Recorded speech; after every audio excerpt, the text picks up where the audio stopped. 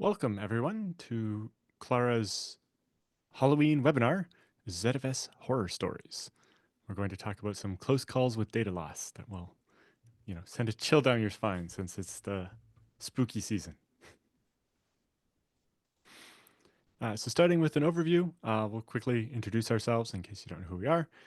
And then I've selected 4 stories from our plethora of scary times that we've saved people's data from the data goblins, and I cheekily named each one of these after a famous horror movie. So we'll start with our play on The Shining, and then A Nightmare on Elm Street, Buffy the Vampire Slayer, and the Texas Chainsaw Massacre. And after we walk through the backstory and how things went wrong and how we fixed it and what you can learn from it, at the end, we'll sum up some other best practices to make sure that you don't necessarily end up on this list for next year. And then we'll also take some questions. So feel free to throw your questions into the Zoom question and answer section, and we'll try to answer some of those live later on after we get going. So to get us started, first up, I'm Allan Jude. I'm a co-founder of Klara and the principal solution architect. And I'm joined by JT, one of our ZFS solution engineers, who works on this kind of thing. And thank you very much for joining us for our Halloween Scary Stories webinar. So first up, we have our first scary story, which starts off with a customer that had a rather complicated ZFS setup. Yeah, so this was a large engineering firm, and they had done a multi-tiered storage system for their VMs. So they had a pool of SSDs, they had a pool of 15K RPM hard drives, and a pool of 7200 RPM hard drives. And they had set this up this way so that their VMs could have different storage performance based on what their actual needs were. So the VMs were exposed over iSCSI to vSphere, and each iSCSI was one big zvol, and VM would then handle storing its VM images on top of that zvol. Yeah, so they used basically VMFS to format this one big zvol and store all their VMDKs in it. And so that worked really well for them. And basically when they deploy a VM, they could select whether they wanted on the fast, the medium, or the slow pool, depending on what the use case was. Yep. And with any system, storage is always going to get larger. You're always going to need more volume. And they were experiencing that they were running low on their SSD storage, and they needed to grow the pool out. So they connected a whole bunch of SSDs on an additional JBOD, and they did everything right. They make sure that they configured their VDEBs as mirrors so they could get more IOPS. They made sure that their utilization of their pool hadn't gone above 85%, so they were definitely below that. And when they actually went to implement this, they even did the right thing of using the -n flag on their zpool command to do the expansion to make sure that everything was going to go correctly when they actually grew their pool out, because they were going to add these mirrored VDEBs to the pool. So all they needed to do was just to expose the new space to VMware so that it could be grown. And this was going to take their storage from, I think it was 12 terabytes up to 24 terabytes. Yeah, which is a good amount of SSD storage. But that's when things went wrong. So they were trying to grow the zvol, which had been 10 terabytes, up to 20 terabytes. And so they ran the command I have on the screen here, right? They set the volume size to 20 terabytes on pool 01 for their VMware iSCSI target. Except for one thing. They ran the command, it returned, everything seemed fine, but that wasn't the right pool.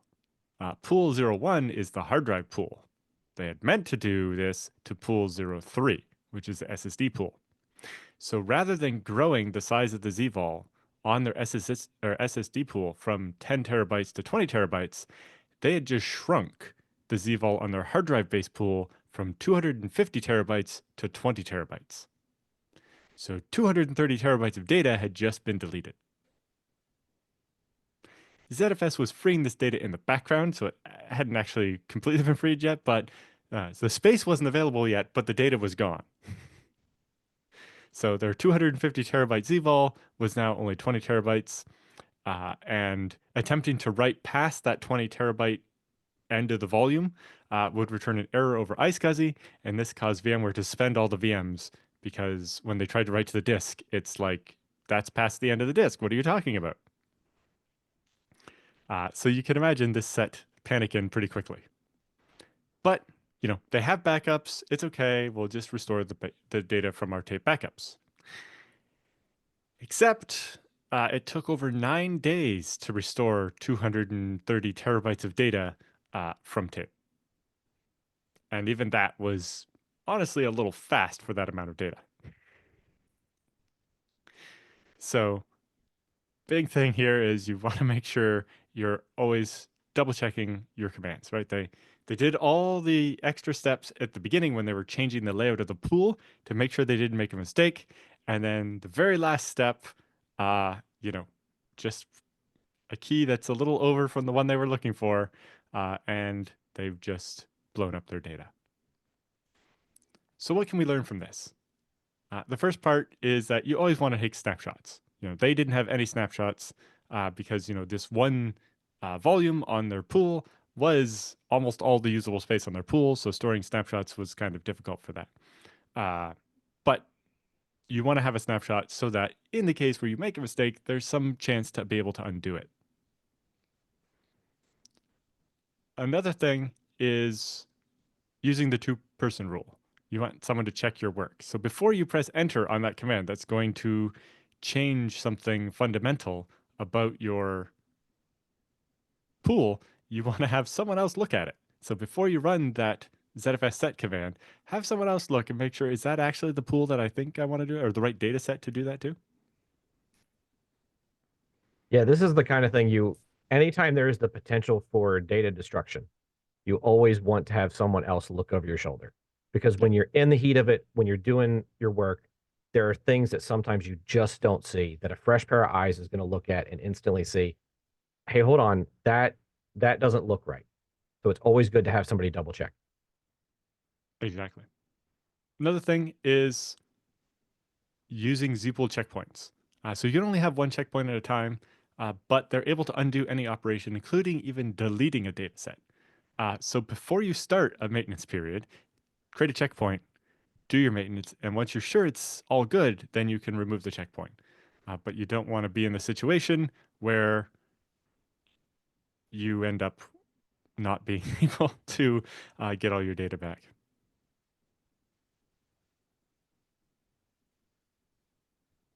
So Andrew asked a question here saying, for this particular case, The Shining, which our case was called The Shrinking, they asked if both the hard drive and SSD's pools had an identical name zvol. I think in this particular case, they were either identically named or only differed by like the digit on the end of the name. And yes, that is probably not the right way to do that. As John from our participants points out, naming your pools better can be really helpful, right? You can put the storage class or something like that more meaningful in the name instead of just a bunch of numbers. And that way you don't, you wouldn't have accidentally typed HDD when you meant SSD, but it's easy to type 1 when you meant 3. So yeah, you definitely want to make sure you're thinking about how to name your pools so that they will have meaning when you're operating on them. Another important thing on that fact is if you are a person that definitely likes to use text completion in your shell, you need to be very careful when you are operating with very similar names, because you can text complete, think you got the right thing, but oops, no, because you were using a different path for the actual pool, it chose the data set that is in that pool, which is actually different than the data set that was in another pool. And if you start your data sets off with the same string, it's going to be natural for you just to type those few characters, let it text complete go, and then just continue on. And again, this is why it's very important to have someone else double check before you actually issue those commands. Yeah, and you might want to think about having the thing that differentiates your pools be at the start of the name and the common thing at the end if you are going to use something like tab complete. So Scott, who's attending, also asked the question about would snapshots have even helped in this case, since this was a major change to the pool topology? If they had messed up adding the new disks, a snapshot wouldn't have helped. But a snapshot would have kept the original data that was in the zvol before they changed the size of it. So probably would have helped here. And then John follows up saying, I'm surprised that ZFS let you set the size smaller without a confirmation saying, hey, you're shrinking. I was a little bit too when this happened, but it turns out there's not really a way that that fits into the existing way that ZFS set works. There's not really any other properties where you'd want to, are you sure? And the commands aren't really, none of the ZFS commands are interactive where they ask, are you sure? Some of them will fail and require a force flag or something, but ZFS set isn't one that has a force flag. And so it is something we're looking at adding to ZFS to protect you from yourself, but how to do that in a way that's not going to break all scripted and automatic deployment stuff, we haven't quite figured out yet.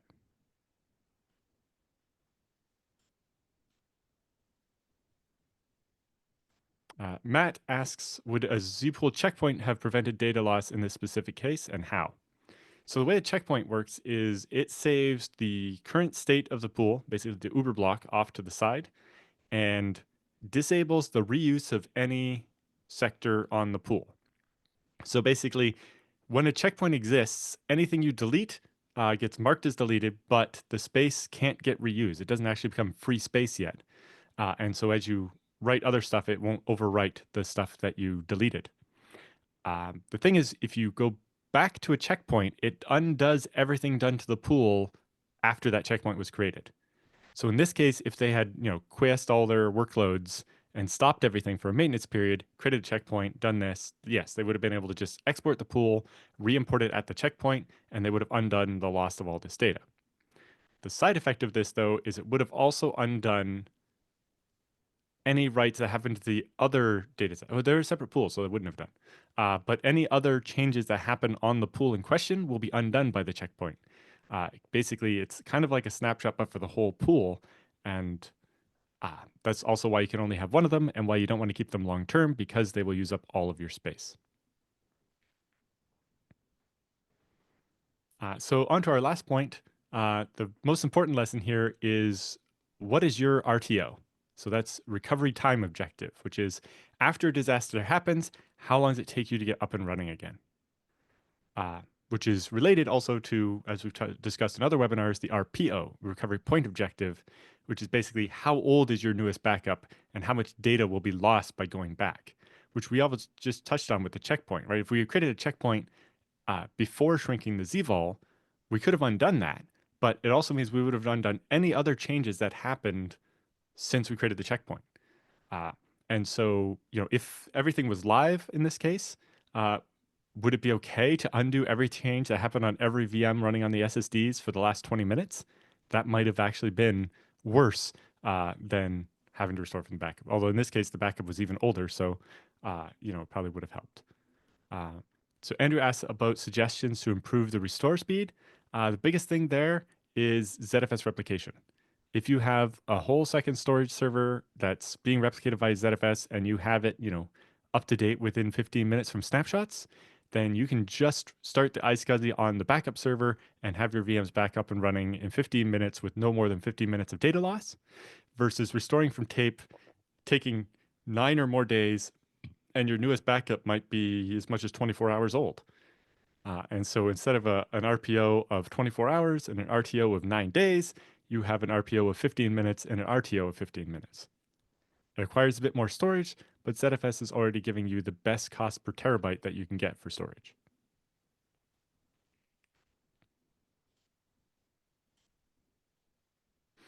Okay, let's move on to our next story. So the nightmare on Elm Street actually became a nightmare on PXE Street. Yes. So if you are protecting your data with your backups, what are you protecting your backups with?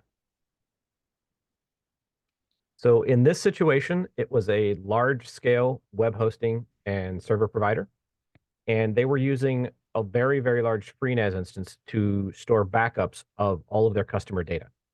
Now, as they would build out new systems, they had this auto magic provisioning system, which would go in and it would take care of creating the new systems.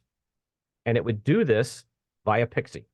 So it would PXE boot. It would then install the requested OS that that the client wanted to use, and then they'd be off to the races. However, in this case, things did not go particularly well.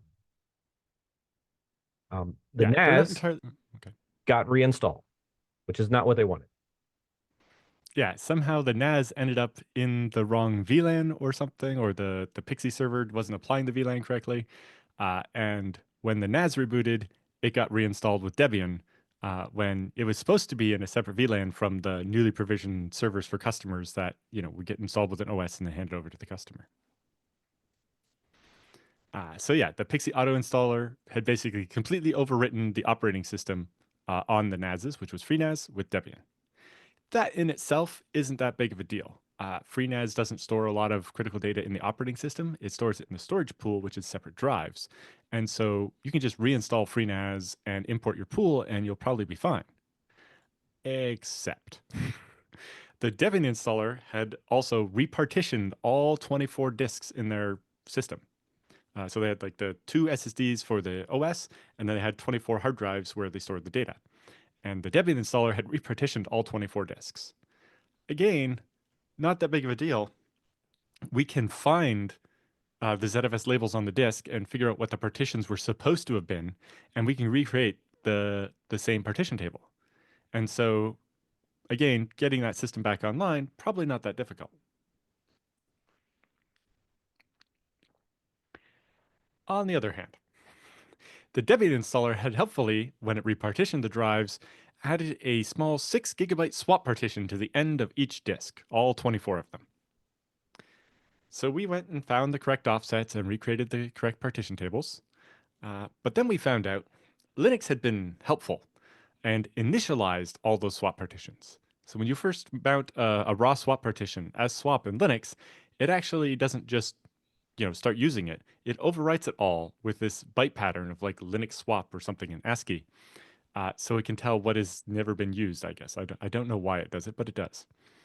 So that meant that every one of their 24 drives, which I think were two sets of 12 RAID Z2s, had 6 gigabytes of data overwritten on them, which obviously corrupted a lot of files because the 6 gigabytes of data had all been replaced, but it was bad enough that the pool wouldn't import, and so they couldn't access any of the data, even though only 6 times 24 gigabytes had actually been overwritten.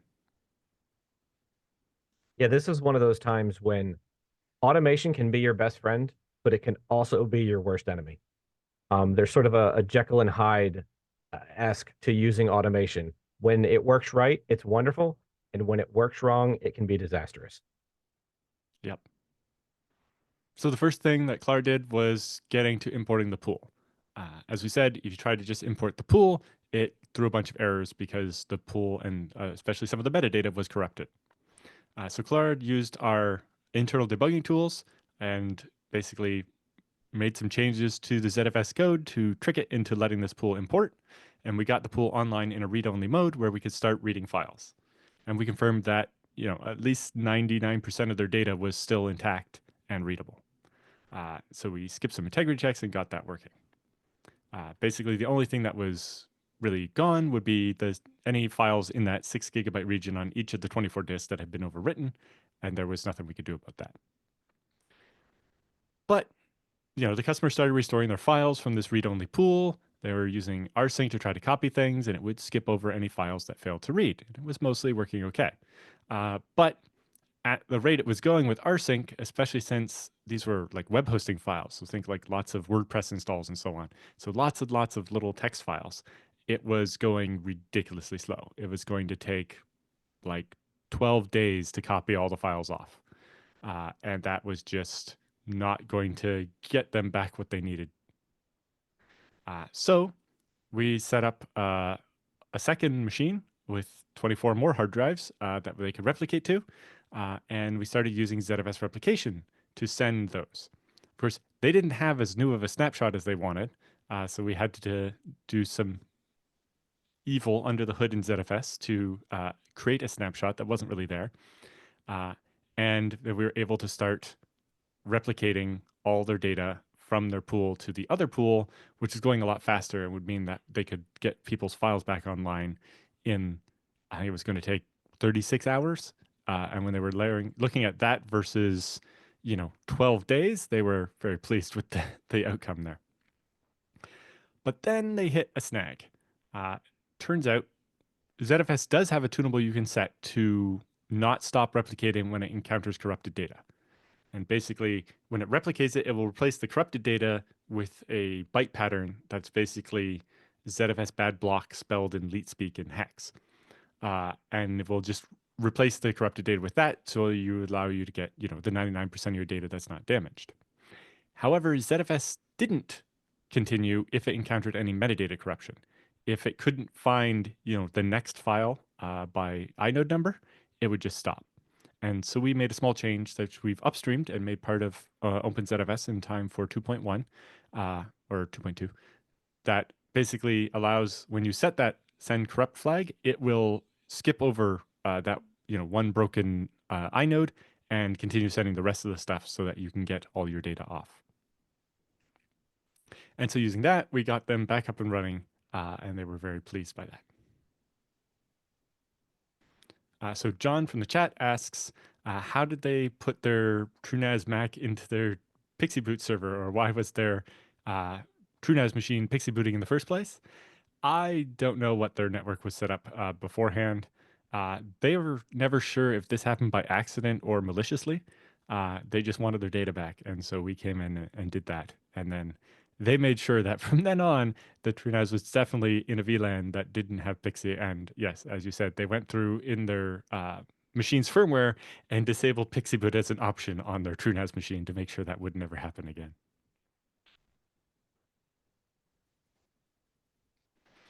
All right. Moving on to story number 3, Multi the Mount Slayer.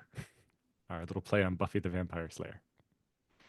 Yeah, so Buffy happens in your average high school, but in this case, we're actually going to be in a large university. This was a large university cluster. They had deployment of many, many servers.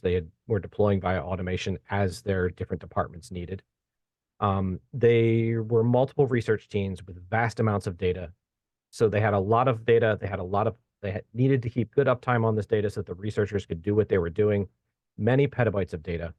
And in an effort to keep the data online and available to their researchers as much as possible, they decided to implement their own high availability system.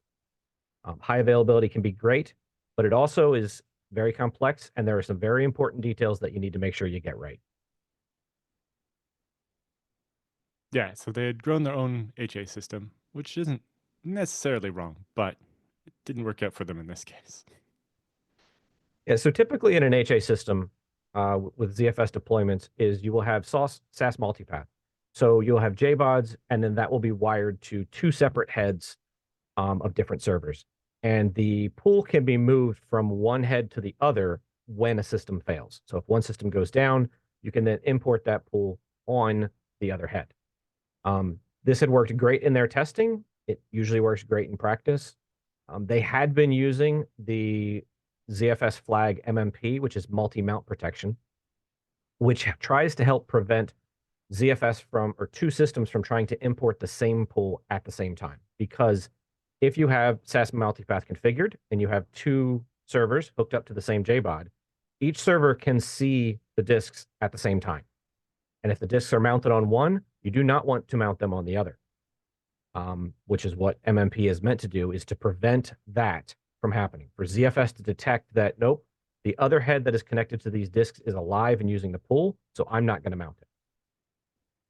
Yeah, we can go into how it works some other time, but yeah, it basically looks when it's about to import the pool, it looks at the pool and makes sure that somebody else isn't using it first. Except for when that doesn't work. and we'll talk about how that happened. So the first thing is they had an unexpected failure mode, right? So their HA system was based on Pacemaker and CoroSync, which are network based. And so they didn't expect a failure mode where it was actually their network switch that died. So all of the nodes lost communication with all other nodes, right? So it wasn't one server went down and its partner had to decide to take over. It was all, I guess there would be 48 servers had lost uh, communication with all the other servers. And so every single server decided that it must be the only one left alive and that it should take over the pool. So all 24 pools got dual imported on each their A and B head. And so basically, they didn't account for this. Really, what you want in a mechanism like this is some kind of hard partitioning or fencing. So IO fencing is basically a way where the server that's using the hard drives can put a flag on the hard drive saying, I'm using this, no one else is allowed to touch it. Right? With SAS, you could do a reservation, or there's lots of other ways to do fencing. But they only had their fencing going over the network. And so when the entire network went away, everything went bad. So what they lacked was what's also called stoneth, which is not very elegant. It means shoot the other node in the head.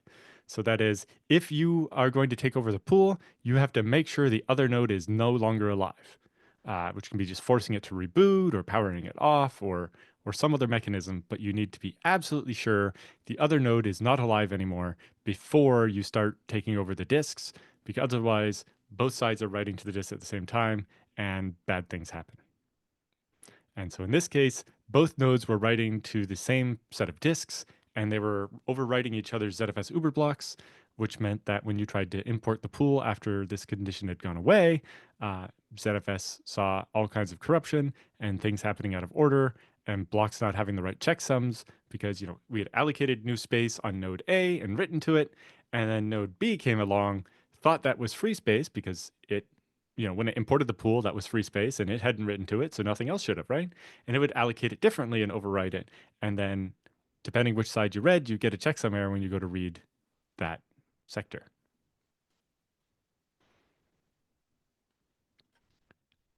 And then they had the MMP. So ZFS's multi-mount protection is specifically designed to prevent this situation. Basically, uh, ZFS will, on a regular basis, write a little note to the pool saying, last use over here. And when you try to import it on node B, it's going to read that, wait for an amount of time based on how long it normally takes between updates, and make sure it's been enough time that if the other node's awake, it's going to have written something, and then read it again. If anything has changed, it knows the other pool's still alive, and it'll say, I'm not touching that pool, someone else is still using it. But in this case, when they had done their mass deployment of all their servers, they had not made sure that they ended up with unique host IDs. So they basically created one server, got it right, and then imaged it to the other servers. And because of that, they had the exact same host ID on every machine. So when they went to import the pool on node B, it did these checks and then saw, oh, my host ID is the one that was last written to this disk. So that means it must have been me. So that means it's safe to import this because nobody else is using it, which in this case was not the case. So you want to make sure if you're using MMP that you have the unique host IDs on every machine so that there is no confusion. And of course, their biggest problem was they had no backups. This was many petabytes of data. It was, if they had any more budget, it was more space, not backups. So while this data was critical, it was not backed up. They had a clustering system on top of ZFS. So across the 24 pools, they did have some erasure coding so that if they did lose any one pool because of like concurrent hardware failure or something, that they'd be okay. But when they scrambled all 24 pools, their clustering system was not going to help them at all. So when Klara came in to recover, things were kind of difficult because on top of no backups, there weren't even any snapshots. These pools have been running for years and just never had a single snapshot created ever. So Klara used some of our internal tools to try to rewind the pool to a point where things might work, which mostly was a brute force effort of trying all the different combinations of Uber blocks from both the A and B head and trying to find the one that had the most amount of data actually usable inside of it. So we worked through the damage blocks, trying to deal with the fact that we needed to access whatever we could. In one of the cases, the uh, one of the zaps, the internal key value pairs in ZFS for one of the datasets was damaged, and so it was like, let's find an older version of it that we can use to be good enough, and so on, and get access to what we could. So with that, some of the pools we were able to import read-only and easily replicate them somewhere else. Some of them required a little more poking to get working, and a couple, even once we could import them, the problem was one of the directories had been damaged because it was overwritten on both nodes, and it meant the one directory that contained all the important files was intact, but the parent directory that it was in was damaged, and so there was no way to get to it. And so we had to do some manual surgery to rewire that directory up to the root so it was actually possible to get into uh, those individual files or into the directory that contained all the files. But using lots and lots of ZFS replication, we were able to get almost all the pools back online, enough that their erasure coding could take care of the rest, and they had all their files back. So in that case, they actually had 100% recovery because they had that extra stuff. So John asked, did the ZFS per file checksums make it easy to know when a file had damaged data and even outside of recovery? So small clarification there, the ZFS checksums are per record or block of the file, not per file, which in this case is even more important because it means if one block of a file is damaged, you can find out that that's that one block and you can still read the rest of the file. Where if all we had was one checksum for the whole file, we would just know the whole file is damaged. And if that file was, hundreds of gigabytes, losing the whole thing would suck when maybe it's only a single 128K of it that's damaged. Uh, so yeah, when you do a scrub on a pool and it checks the checksums of every block, zpool status will actually give you a list of the files that are damaged, which allows you to just restore those couple of files from backup or snapshot or whatever, or at least know which files are damaged rather than yeah, not being sure what exactly was changed or damaged. One caveat I will put, when you do the ZFS replication thing and send corrupt files, it will not mark them as corrupt on the other side. They will just contain those the padding information. So you'd have to get the list of damaged files from the server they were damaged on. If you replicate them, then it will not tell you where that damage actually was.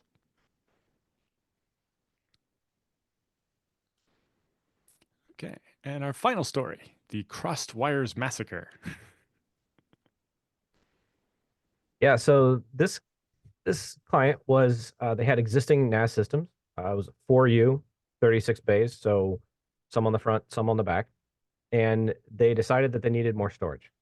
So they went out and got a second or expandable NAS with an external JBOD. They were going to rack the new system and hook up the new JBOD, and this was going to be entirely separate from their existing system. So they weren't extending their system; they were implementing a new one. They're deploying a new one. And they had been working on this. It was late in the day. So they decided, you know what? We'll just finish for now and we'll pick this back up tomorrow when we're nice and fresh and everything is clear. Yeah, so they had an old system where all the hard drives actually lived in the server, and it actually had 36 hard drives. And then they had the new system, which had, the server as its own unit, and then separately an external shelf full of disks where they would put all their storage. So they return the next day, and they figure, okay, we're going to finish wiring things up. And so they run a SAS cable from their new server, except they accidentally plug it into the old server, not the JBOD. So now they've wired server B to server A instead of server B to the disk chassis that it's meant to go with. If you've ever seen the back of a rack, it can be pretty confusing to know which thing is which, especially if you've not labeled every machine both front and back. And a SAS port is a SAS port. And if you've ever seen one of those chassis that holds a lot of disks, but also has a server in it, it really doesn't look any different than a chassis that is just full of disks, right? And you got a bunch of fan ports, some network and maybe IPMI ports, and the SAS ports.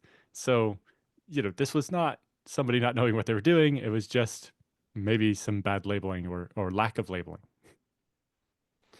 So anyway, they plug in the SAS cable and accidentally connect server A to server B instead of server B to its disk chassis. So then they fire up the freshly installed TrueNAS GUI on their new server, and it's like, oh look, there's a bunch of hard drives. And click, click, click, let's create a new pool. A little while after they did this, which they hadn't even started loading any data on it yet, they just created it, and then it was lunchtime by then or something. But the old NAS started acting really strange, so they decided to reboot it to get it back. But when it rebooted, it turns out it wouldn't come up properly. What's this? So what they had actually done is when they connected the HBAs between the two servers, they'd exposed all 36 hard drives from the old server to the new server. And via the TrueNAS GUI, they had just overwritten all 36 drives with a new pool that was empty. That's, not good to overwrite a bunch of stuff on your live pool while it's live. But recovering that is not quite as bad. If the original server is still running and had the information we needed in memory, we could have got it written out to disk again and been at least in a much better place. But that's not what happened here. What happened here was they rebooted that server and left the new server running instead, which continued to write Uber blocks and eventually had overwritten almost everything on the pool. So they've written this new pool over top of their old pool while it was live. And it might have been easier to get it back, but they had kind of destroyed the evidence by rebooting the server. ZFS keeps 32 Uber blocks on each disk. And actually, there are 4 labels, and the even and odd ones store different things. So across all their disks, they had hundreds and hundreds of Uber blocks. But out of all of them, there was only one that still had the original pool name. Because they had left the new server running so long, it had eventually overwritten every useful Uber block from the original pool. If they had caught this sooner, the recovery might not have been quite so hairy. But there was only one. So Klara ended up having to build custom tools to actually be able to extract the data out of this and start replicating it to the new set of hard drives where the data was, where the new NAS was supposed to go, are now being used to copy all the data from the old NAS to get it recovered, and then they will be able to start deploying their new NAS in the future instead. So yeah, things can go wrong in all kinds of unexpected ways, from as simple as pressing 3 instead of 1 on the keyboard, or connecting a cable to the wrong place, or just not considering every possible thing that might break in your network.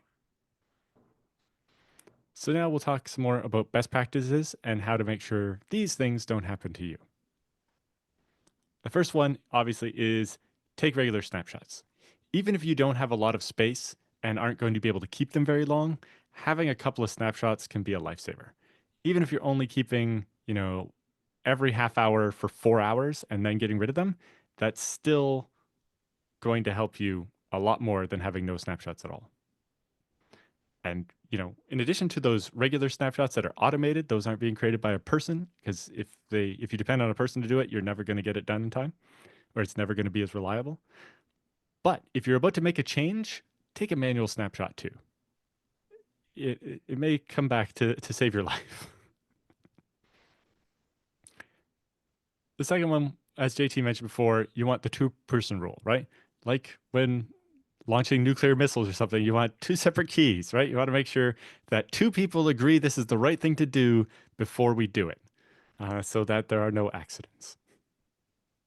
And if you don't have a second person at your organization who can validate that this is the right thing, Klara sells a ZFS support subscription that's exactly for this type of thing.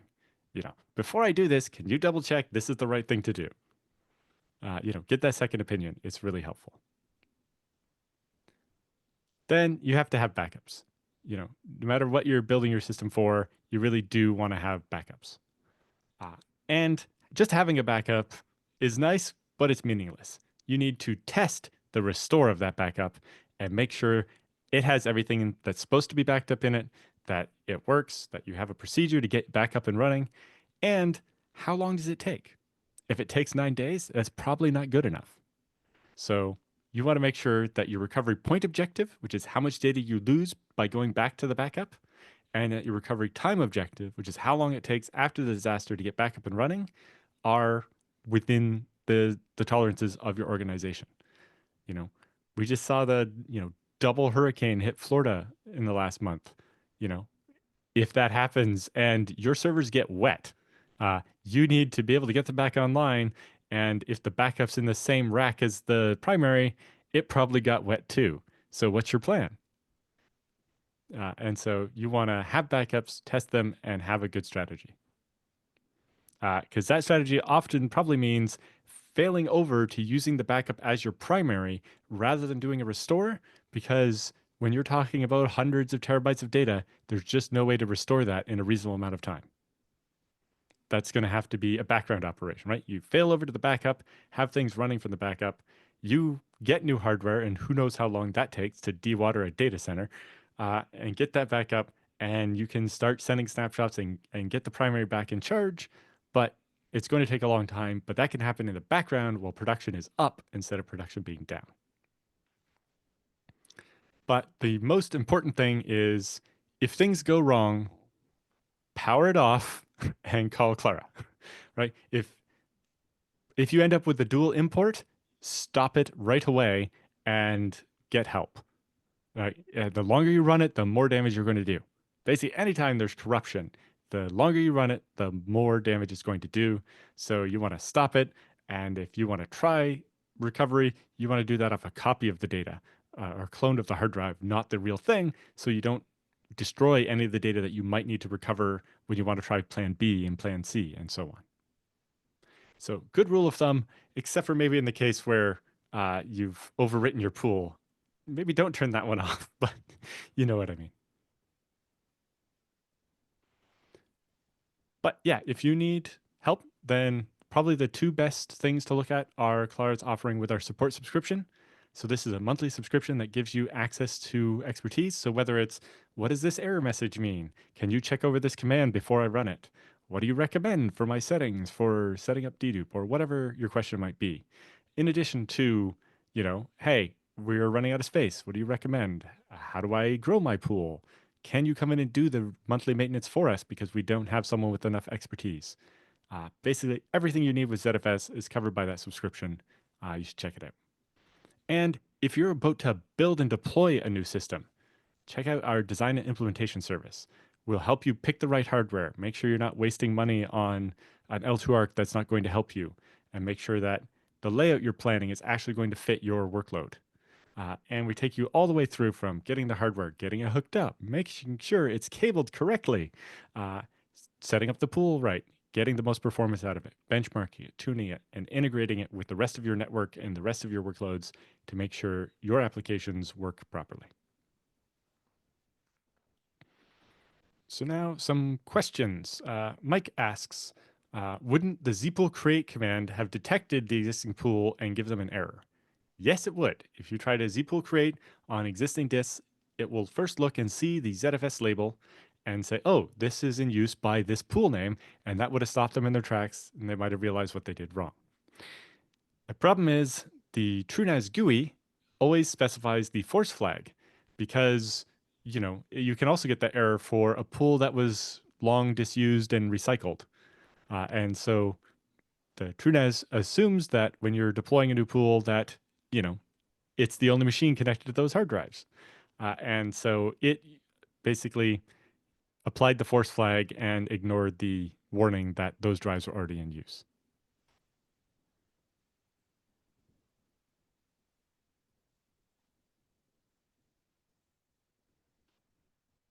All right, so Ruben asks, what recommendations do you provide to clients for defining their RTO and RPO, particularly when they lack a clear understanding of how to establish them in relation to their business goals. The biggest thing is, how much time being down is too much, right? Like every hour you're offline, how much money are you losing? How much money are you willing to lose? And usually at first they're like, well, zero. We don't want any downtime at all. It's like, well, if it's a fire or a hurricane or something, you're probably going to have some, but how much time makes sense? Um, and, RTO, the biggest limit really is just, do you have a live copy of all of your data? So, right, the only way to get an RTO that's really, really low is with ZFS and replication. You don't really have many other options. For the RPO, usually the biggest factor that's limiting you is how long it takes to do a backup. Because you can't, you know, start a second backup while the first backup is still running. And the other problem is with the regular backup, if you're taking it from a live system, the files are still changing while you're backing them up, and that can be a problem. And that's why ZFS can be such a better mechanism for this, because you can create a snapshot, but then back it up in a non-ZFS way from the snapshot. And that means that your backup, no matter how long it takes, every single file is from that point in time of the snapshot. And it means you'll have a consistent version of every file instead of an inconsistent version. Uh, and if you do something like using ZFS replication and then a backup from the replica, it also means all the performance drain that happens from doing a backup, like all the performance the storage server can't give to a user because it's doing a backup, happens off of the replica, not the primary one. So it means A, the backup's faster, and B, production is faster because it's not slowed down by the backup.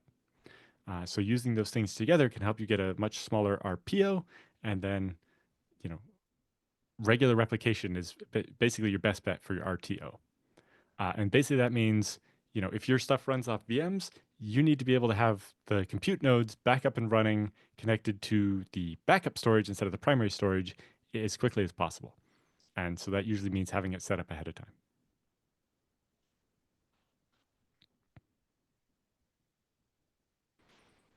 And we have time for maybe one last question.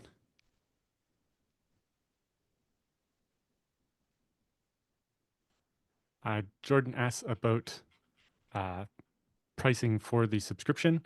Your best bet is to just get in touch. Um, they're quite reasonable. And yeah, we customize it to your situation, but usually you're starting off with just a few hours a month, and so it's quite reasonable. Just fill out the form on the website, and we can set up a call and discuss what you need.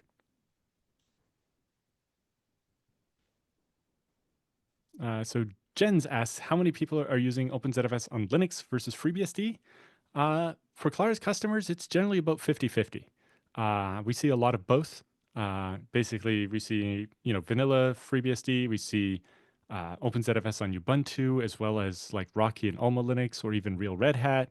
Uh, Even some people using plain Debian because they want to get away from snaps on Ubuntu. And then we also see a lot of both TrueNAS Core and TrueNAS Scale. So the team here at Klara has lots of experience with both ZFS on Linux and ZFS on FreeBSD. We even help some customers with Illumos.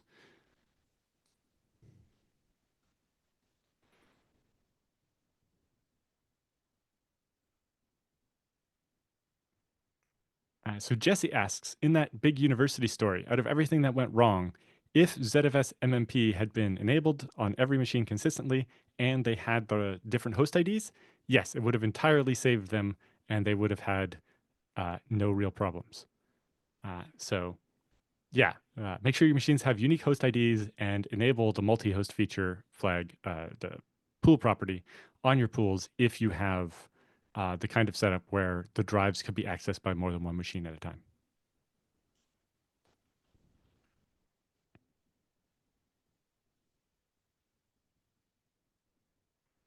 Frank asks if Klara's OpenZFS support service was created in response to these horror stories.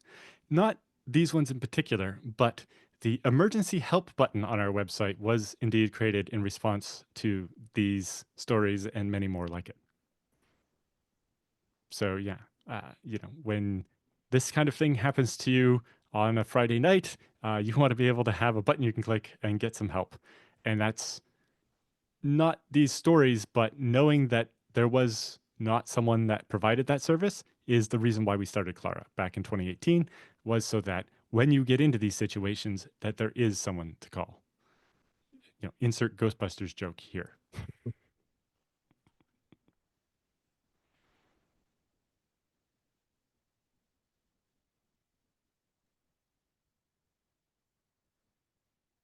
So a different Jesse in the chat says, GNU host ID will never report a host ID of 0, even if that's what it's configured for.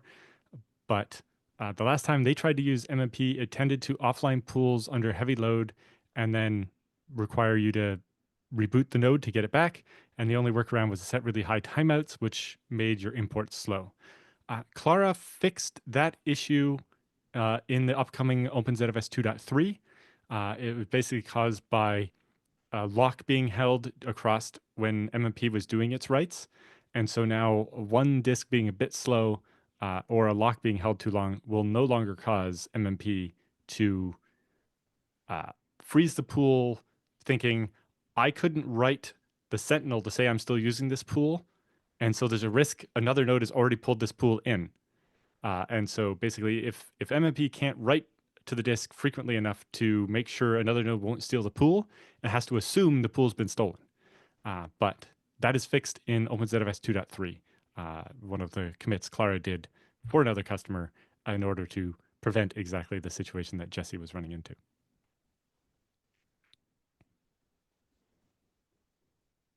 Mike G asks, are there any cases where zpool checkpoint won't be able to save you? And could it be dangerous if you have a false sense of security?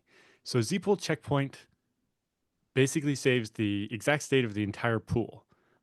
While the checkpoint exists, you will not be able to add new disks to the pool and a couple of things that wouldn't be compatible with being undone. But it was let you undo even like destroying a data set, but it was designed specifically for the case of upgrading an appliance where you're going to delete some data sets, make some new ones, and like change the schema of a database. And it allows you to undo everything. The thing is, like, if you've kept your checkpoint around for more than a couple of hours, it probably isn't useful because you're going to undo every single write to the pool that happened since then. Right? It's not like a snapshot where you get to undo one data set and where you can, cherry pick files out of it or something. With a checkpoint, you have to take the pool completely offline, import it at the checkpoint, and it undoes every single thing that happened after that checkpoint. So it can save you from, you can undo a zpool upgrade and destroying a data set or resizing a zvol, but it is not meant for long-term use. You can only have one at a time. And while it exists, no space ever gets reused, so you will very quickly run out of space. And so, yes, it probably provides a bit of a false sense of security, but it is your best bet across the maintenance period, but it's not meant for really, really, really long time.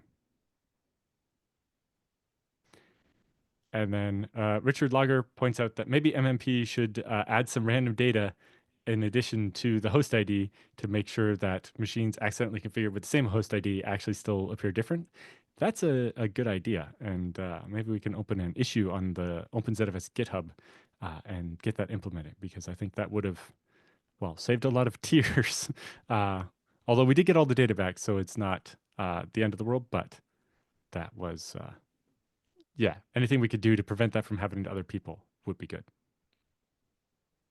Okay, I think we're at time. So thanks, everyone. And yes, follow us on Twitter and reach out if you think you could use help with your ZFS or designing your next pool, or if you're encountering a bug in ZFS or just want to do a performance analysis and try to get more performance out of your ZFS. All of those are things that Klara provides as a service. Okay, and we'll see you next time.